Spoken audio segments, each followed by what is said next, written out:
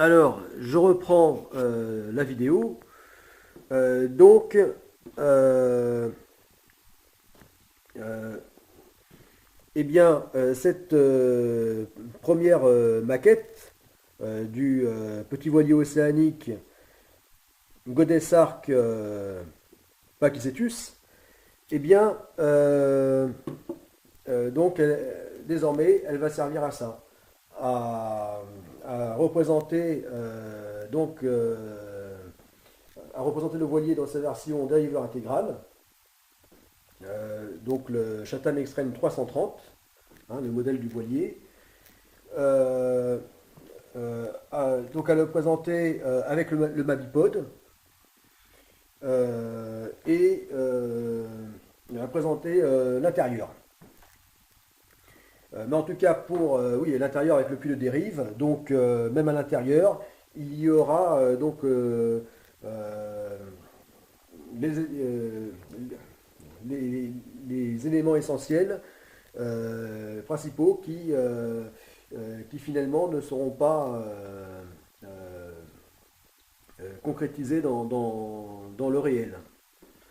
Voilà. Donc cette maquette sera un peu euh, elle incarnera ce que dans la réalité euh,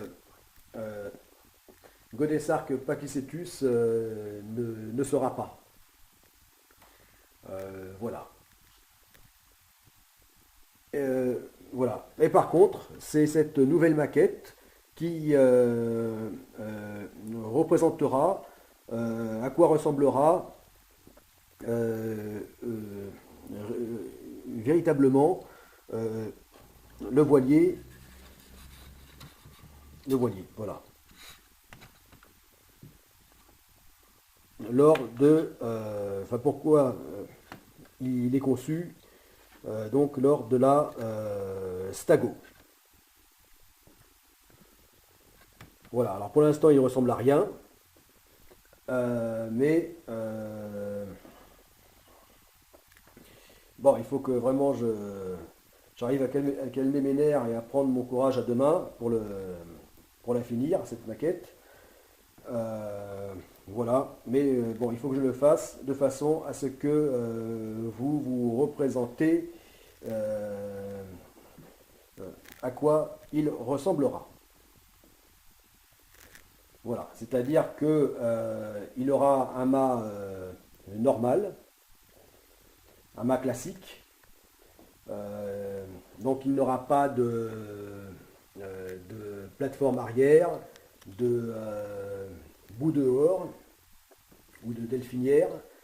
Il n'aura pas ce type de portique. Oui, parce que d'ailleurs c'est surtout pour ça que je l'ai fait. C'est parce que là, celui-ci, avec le pont qui s'enlève, afin de pouvoir montrer l'intérieur, eh bien, ne me permettait pas de représenter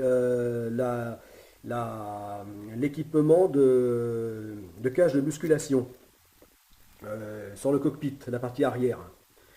Oui, parce que là, je ne pouvais pas le faire, évidemment. Donc, là, je pourrais le faire, voilà, de façon beaucoup plus nette. Euh, voilà, on a bien représenté le concept donc d'ajout à l'arrière sur le cockpit. Donc la partie de pilotage du voilier, hein, et là où on manœuvre. Euh, donc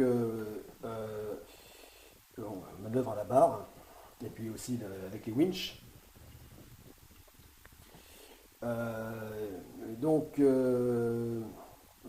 oui, on s'occupe alors, des, des écoutes, des drisses, etc. Donc le réglage des voiles, voilà. Donc au quotidien, tout se passe à partir du cockpit. Voilà. Et donc c'est là qu'il y aura cette cage de musculation d'une pierre deux coups, c'est-à-dire bon, bah, pour se maintenir en forme, puisque là la navigation sera très très longue, et, donc elle sera un petit, tout petit voilier bah, finalement on ne faut, euh, bah, on ne travaille pas toujours enfin on ne travaille que les mêmes muscles. Euh, donc pour ça, ben, il faut rééquilibrer. Ben, pour équilibrer, ben, il faut en quelque sorte une mini salle de sport. Voilà. Et tant qu'à faire, eh bien, autant ne pas perdre cette énergie, autant la convertir en électricité pour l'énergie du bord. Voilà. Donc, là, cette maquette, elle servira à ça, à montrer, à montrer les lignes générales et, enfin, vraiment à quoi ressemblera le petit voilier océanique de la première phase du projet Godessarc. Voilà. Voilà, donc elle aura moins de petits détails ici. Comme ici, on voit les chandeliers, les balcons avant, arrière, les mains courantes, etc. Bon, là, je, je ne ferai pas ces détails. D'ailleurs, là, je n'en peux plus, hein, je n'aurai pas la patience. Voilà. Mais par contre, elle représentera vraiment fidèlement ce à quoi sera donc le futur voilier.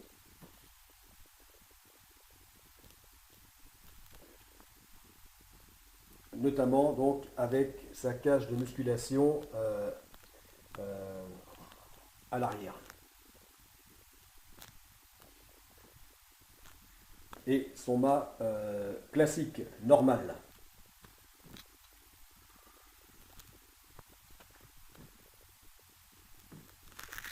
Voilà, parce que contrairement donc aux grands navires d'exploration de la seconde phase du projet Godessarc, eh bien ce voilier sera classique, sera normal, puisque les navires, les deux grands navires de la seconde phase seront extrêmement complexes. Ce seront de gigantesques voiliers futuristes, hein, donc de véritables dracars du futur, pour chacun accueillir un demi-millier de personnes. Enfin, donc là, on sera dans le gigantisme. Alors que là, donc là, ce sera lors de la GOPRAC, la seconde phase du projet Godessarc. Alors que là, enfin donc pour cette immense navigation de la seconde phase du projet Godessarc, qui elle aussi est une navigation hors norme, hors du commun, et qui aura comme point commun avec la première phase de durer le même temps, c'est-à-dire 3 années, et d'être à peu près le même itinéraire. Voilà. Mais le point commun de cette navigation s'arrêtera là. Voilà. Pour en savoir plus, allez voir donc projet, les chaînes Projet Godessarc ou Projet Godessarc phase 2. Voilà. Surtout en ce qui concerne les navires, ces deux grands navires d'exploration, Projet Godessarc phase 2. Voilà.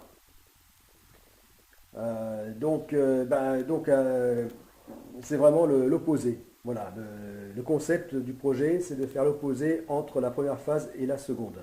Voilà. Et la première phase, eh bien, au contraire, c'est le minimalisme avec ce petit voilier océanique, hein, petit, puis surtout vraiment minuscule par rapport à l'immense navigation qu'il a à accomplir.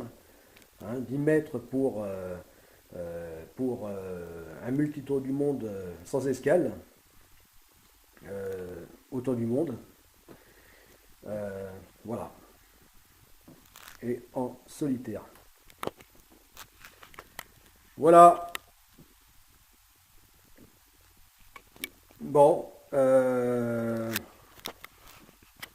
Bon, eh bien, les amis,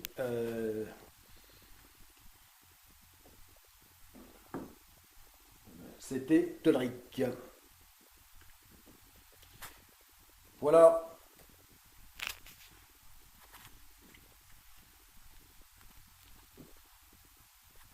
Bon. À plus.